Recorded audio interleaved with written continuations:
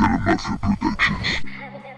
yo, man, KDM. See yo, man, KDM is in the fucking house, so yeah, motherfucker. Café La Mafia Production, so yeah, motherfucker.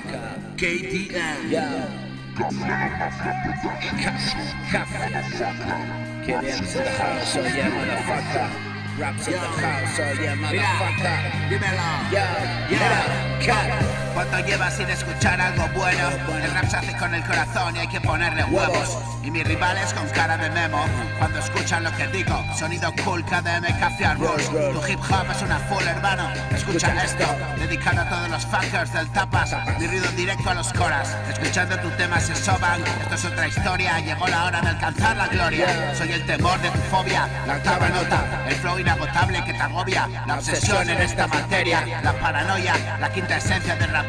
La puta que te nace guarro y cobra caro. Sonido de verdad, ruido sincero. Una montaña de colillas en el cenicero. Humeante como un incendio y llamas vengo. Llamas y aquí estoy. El puto primero, tu rap es feo. Un puto toy no tiene estilo, esto es cabreo. ¿Cómo lo puedo hacer tan jodidamente bueno?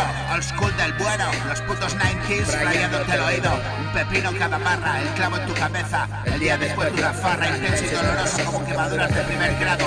Alcohol de 96 grados, te hiere las manos mi pesado micrófono y te quedas sordo, ya necesitas audífono.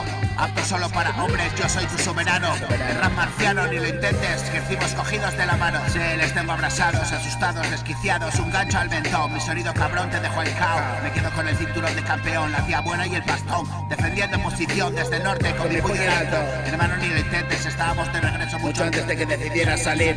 Quédate preso entre mis barras, los cabanas son las cadenas que te atrapan. Eslabones de verdad, socavones en carreteras peligrosas. Accidentes mortales a velocidades asombrosas. La octava maravilla llega a tu villa. Mi rap en zapatillas cogiendo altura. Aquí no llegan tus saltos ni calzado de Jordan. Yo, Café La Mafia Production.